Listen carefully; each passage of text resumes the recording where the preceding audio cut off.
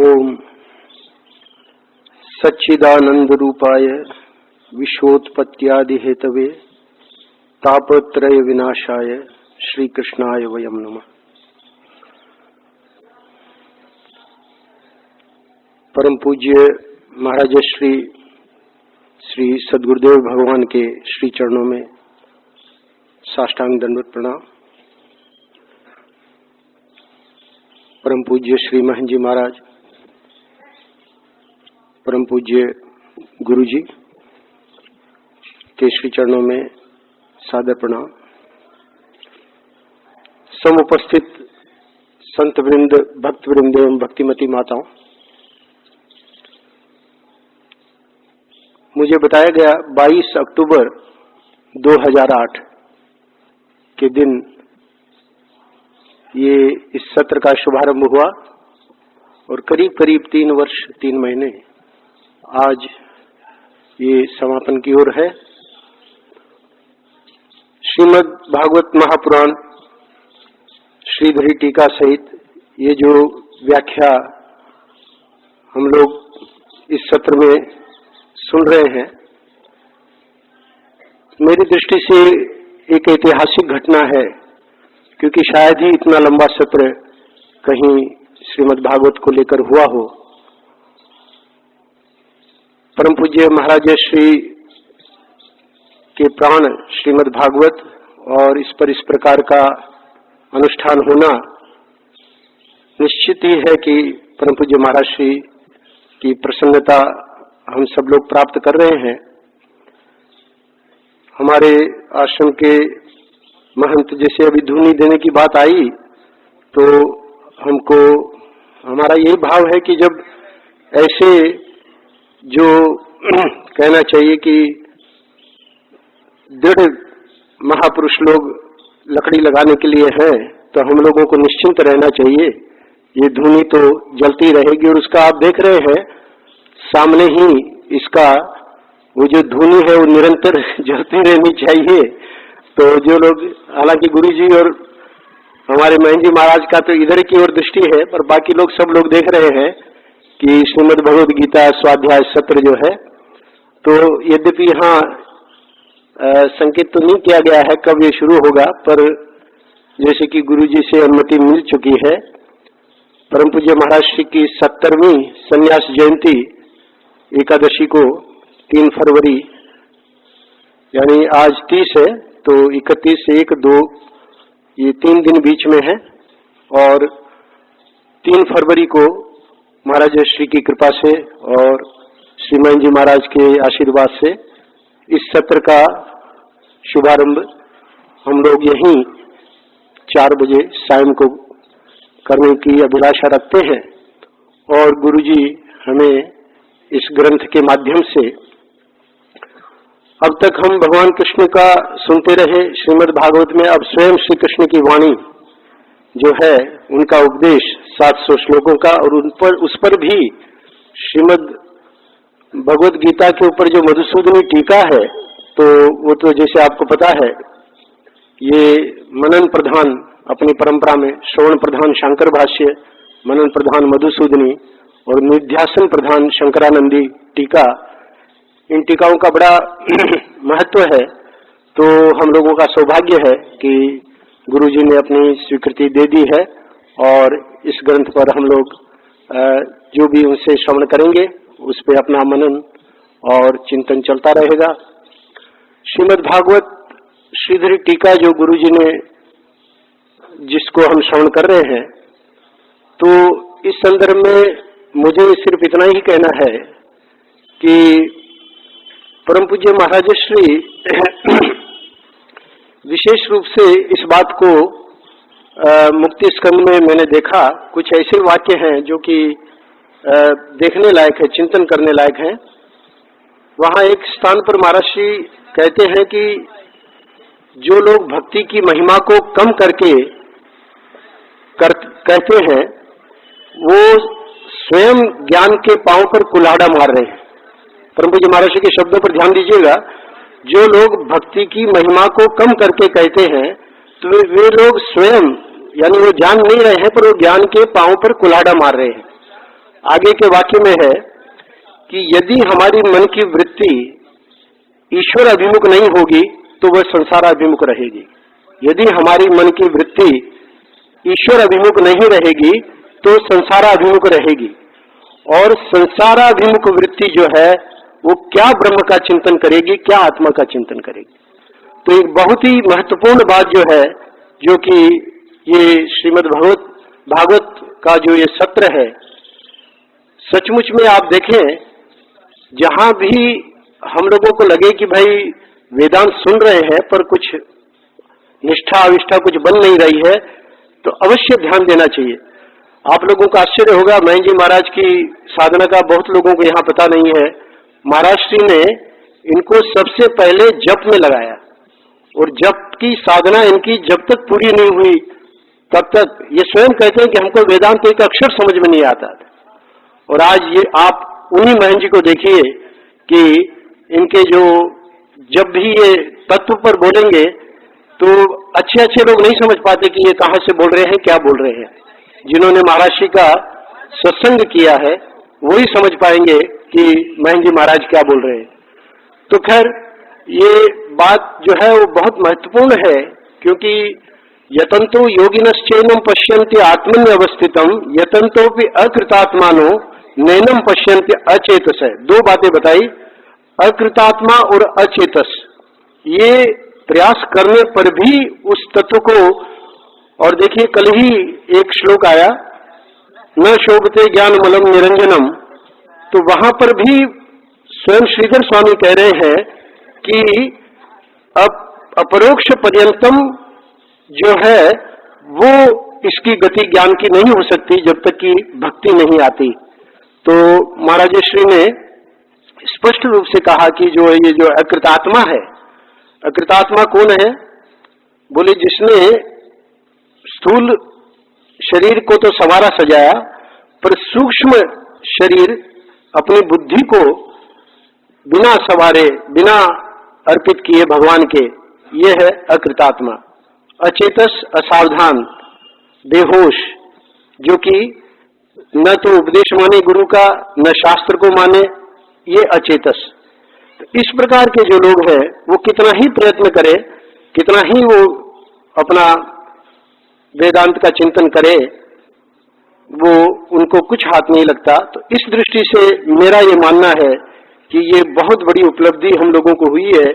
और इसकी एक और विशेषता मैं बता दूं आपको, जब से प्रारंभ हुआ, ये परम पूज्य महाराज श्री का आशीर्वाद देखिए कि तभी से इसकी रिकॉर्डिंग हो रही है, और करीब करीब 700 प्रवचन रिकॉर्ड हो चुके हैं, और एक सीडी में 10 प्रवचन के हिसाब से करीब नहीं 70 सीडी तैयार हो चुकी है, यानी आज तैयार हो जाएगी आखिरी प्रवचन आज का। तो इस प्रकार ये जो 70 सीडी में पूरा का पूरा पूरे के पूरे सत्र को ले लिया गया है, एक बहुत महान उपलब्धि है। क्योंकि अब जो लोग चाहते भी हैं, बहुत से लोग ले भी गए हैं, जहां तक था प्रसंग वहां तक बोले हमको दे दीजिए, आगे का हम मंगा लेंगे।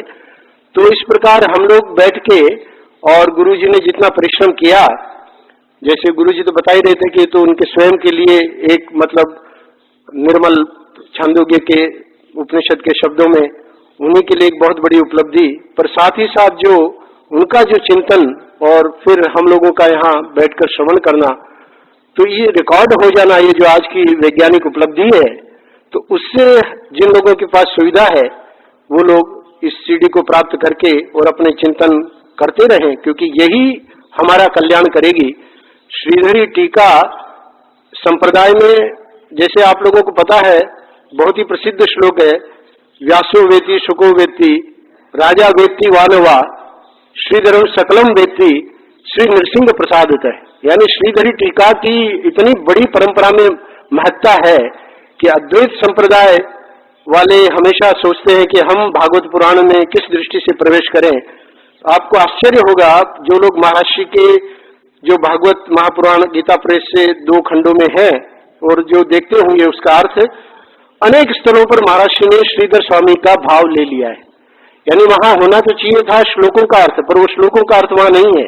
गीता प्रेस के जो भावानुवाद छपा है वो श्लोकानुवाद नहीं है, भावानुवाद है, और जितने भी महत्वपूर्ण स्थल है, महाराष्ट्र ने श्रीधर स्वामी के भाव को वहां आकर्षित कर लिया है। उनकी वो बहुत जबरदस्त शैली, बहुत जबरदस्त प्रतिभा महाराष्ट्र की वहां प्रकट होती है। तो इस दृष्टि से भी हम देखें तो गौड़पादाचार्य महाराज के गुरु सुखदेव जी और परम पूज्य महाराज श्री इस बात को बार बार कहते थे कि जो 215 कारिकाएं हैं गौड़पादाचार्य जी की, हमारे दादा गुरु की, तो बड़े आनंद से कहते थे कि दादा गुरु है हमारे, क्योंकि शंकराचार्य जी के गोविंदपाद और गोविंदपाद के जो हैं वो गौड़पादाचार्य। तो इस प्रकार हमारे दादा गुरु की जो 215 कारिकाएं हैं, उनको हम पूरी की पूरी 215 कारिकाएं श्रीमद् भागवत में दिखा सकते हैं कि 18,000 श्लोकों में कहां कहां पर ये उसी कारिका का भाव वो है। तो अपने गुरु का भाव ही सुखदेव जी का गौड़पादाचार्य जी ने, जो कि अजातिवाद के एक महान विलक्षण महापुरुष हुए हैं, और कहना चाहिए कि बस जो वेदांत के जो मतलब रुचि रखने वाले लोग हैं तो उनको तो आनंद ही आनंद आता रहता है। तो ये देखिए, ये भागवत की महिमा है कि वो वहां सुखदेव जी ने पूरा का पूरा जो सिद्धांत है वहां रखते हुए, और फिर बड़े कथानक और बड़े भक्ति पूर्वक, तो ये जो भक्ति और बस यही इसकी महिमा है जो कि हमको गुरुजी से, गुरुजी के बारे में हम क्या कहें। अभी जब सम्मान किया गया आराधन उत्सव पर, तब हमें पता लगा कि धर्म सम्राट करपात्री जी महाराज ने आपको आज्ञा की, और संपूर्ण व्याकरण शास्त्र, संस्कृत व्याकरण वैसे ही हम लोगों के कितना कठिन पड़ता है, और महाराज की आज्ञा से आपने संपूर्ण समग्र व्याकरण शास्त्र का अध्ययन किया। पर उससे भी ज्यादा महत्वपूर्ण उस काल में 6 साल में वाराणसी जब रहे गुरुजी, तो स्वयं गुरुजी से पता लगा कि आप वहां पूर्व मीमांसा, वेदांत दर्शन और भागवत के जो मुख्य मुख्य स्थल हैं धर्म सम्राट करपात्री जी महाराज से सुनते रहे, और तत्पश्चात हरिद्वार, ऋषिकेश, रायबरेली आदि स्थानों में प्रस्थानत्री का अध्ययन करते हुए, और संपूर्णानंद जी महाराज जो कि इनके मित्रों में से हैं, हमारे गुरु भाई हैं, तो उनको पता है इनकी महानता का। हम तो बहुत कम इनके बारे में जाने, पर अब जब यहाँ बैठ के देखते हैं तो लगता है कि इनके लिए तो बहुत ही एक सहज ही बस बैठते हैं, सामने श्रीधरी टीका है और स्वयं प्रभु ही अभी सुनाई रहे थे कि स्वयं भगवान ही, नारायण ही, फिर वहां फिर वापस व्यास जी में, व्यास जी अपने सुखदेव जी में, आदि आदि। तो भगवान ही इस प्रकार से ये कार्य करते हैं। तो आज विशेष प्रसन्नता इस बात की है, श्री महंत जी महाराज के आशीर्वाद से ये बहुत ही सुंदर कार्यक्रम, हम तो दक्षिण में थे, पता लगा कि ऐसे ऐसे कार्यक्रम शुरू हो रहा है। हमने कहा अब जब 1 साल का संकल्प ले लिया है तो शिवरात्रि तक पहुंच ही जाएंगे। पहुंचे तब तृतीय स्कंद में प्रवेश कर चुके थे, पर संतोष इस बात का है कि पूरा रिकॉर्ड हुआ है और हमने उसे ले भी लिया है और सुन भी रहे हैं धीरे धीरे।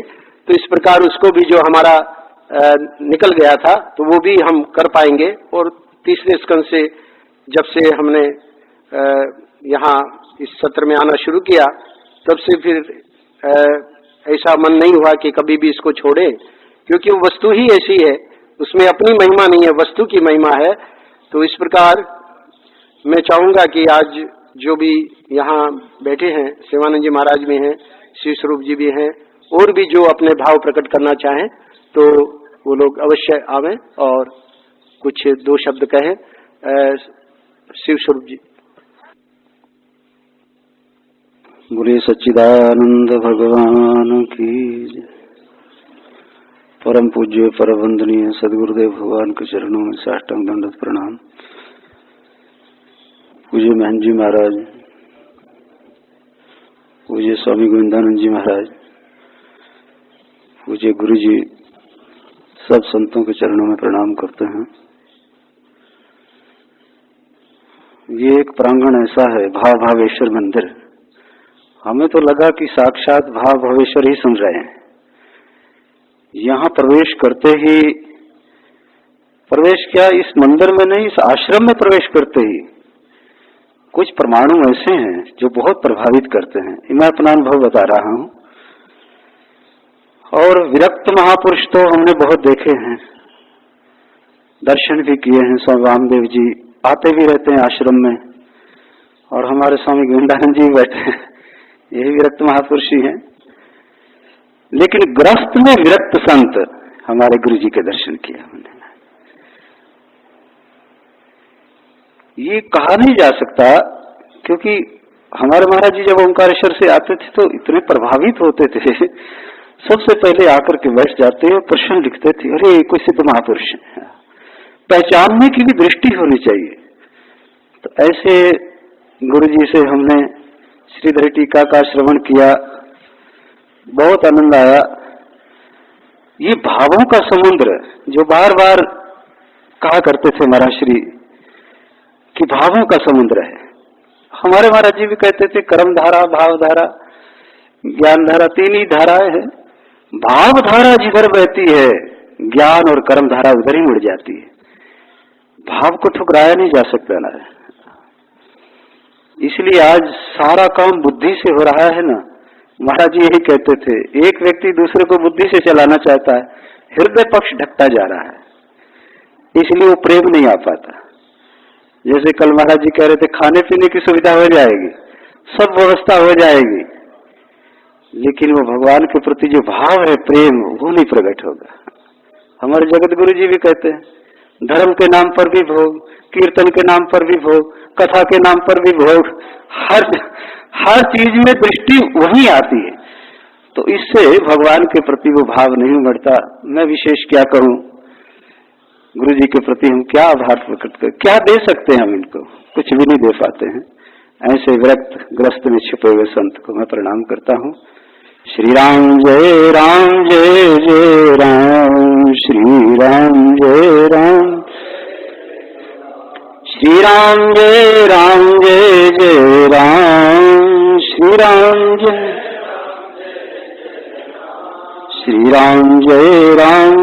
जय राम, श्री राम जय।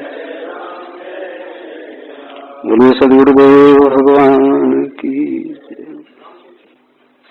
कृष्णाय वासुदेवाय हरे परमात्मने प्रणतः क्लेशनाशाय गोविंदाय नमो नमः। परम श्रद्धेय पूज्य सद्गुरुदेव भगवान के श्री चरण कमलों में नतमस्तक वंदना। पूज्य श्री महंत जी महाराज, पूज्य हमारे व्यास जी महाराज, मिश्र जी, स्वामी गोविंदान जी महाराज और सभी भागवत के स्वाध्याय करता सभी महापुरुषों को मैं बहुत वंदन करता हूँ।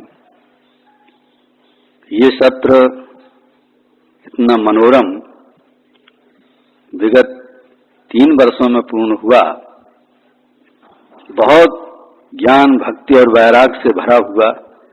ये श्रीमद् भागवत ग्रंथ अपने आप में, जैसे हमारे मिश्र जी महाराज ने कहा, नदियों में जैसे गंगा श्रेष्ठ है, ऐसे सारे पुराणों में ये श्रीमद् भागवत तिलक है।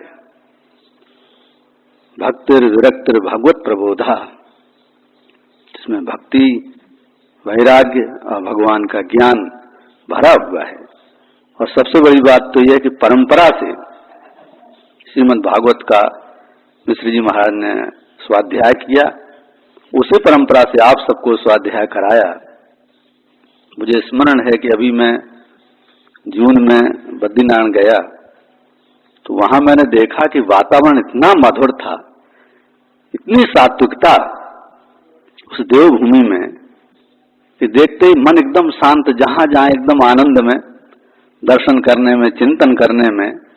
ऐसे ही ये हमारा आनंद वृंदावन आश्रम महाराज श्री का ऐसा अद्भुत विलक्षण आश्रम है कि वास्तव में यहाँ आने पर जिसको जो चाहिए, ज्ञान चाहिए, भक्ति चाहिए, वैराग्य चाहिए, यहाँ तक कि लोकोपकार में भी, लोकोत्थान में भी उसकी प्रगति होती है। ऐसे कई अनुभव हैं। सद्गुरुदेव भगवान की बड़ी कृपा। मैं मिश्र जी महाराज का बहुत बहुत स्वागत, अभिनंदन, प्रणाम, वंदन करता हूँ। साथ ही जिन्होंने श्रीमद् भागवत का यहाँ श्रवण किया, स्वाध्याय किया, वो सब भी बहुत बहुत बधाई के पात्र हैं। पुनः निवेदन करता हूँ, इनके मन में ज्ञान, वैराग और भक्ति जागृत हो और जीवन में जो अंदर अंधकार, अज्ञान रूपी छिपा हुआ है, अज्ञान, अस्मिता, राग, द्वेष, अभिनिवेश, ये सदा सदा के लिए विदा हो जाए, क्योंकि ये निर्भय का शास्त्र है। ये परीक्षित जी ने कथा सुनी और निर्भयता को प्राप्त हुए तत्व ज्ञान होकर के उसी प्रकार से जीते जागते परमात्मा का अनुभव करें। ये महाराज जी कृपा से, भगवत कृपा से ही संभव है। वो सुलभता से आप सबको प्राप्त है। बोलो वृंदावन बिहारी लाल की जय। बोलो सद्गुरुदेव भगवान की जय। जय जय श्री राधे श्याम। हमारे परमादरणीय पूज्य श्री महंत जी महाराज जो हमारे आश्रम के अध्यक्ष हैं, वो अपना भाव व्यक्त करेंगे। और कोई अगर भाव व्यक्त करना चाहें, भागवत श्रवण करने वाले सभी श्रोतागणों से विशेष निवेदन। पूज्य महंत जी महाराज।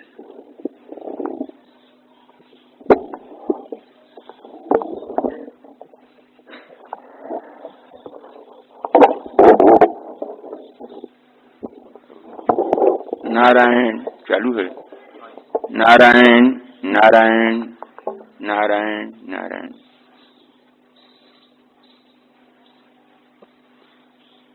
जब तक अनात्मा में आत्मबुद्धि है और आत्मज्ञान नहीं हुआ है, तब तक इंद्रिय रूप शत्रु जो है ये मनुष्य को दुख देते रहेंगे।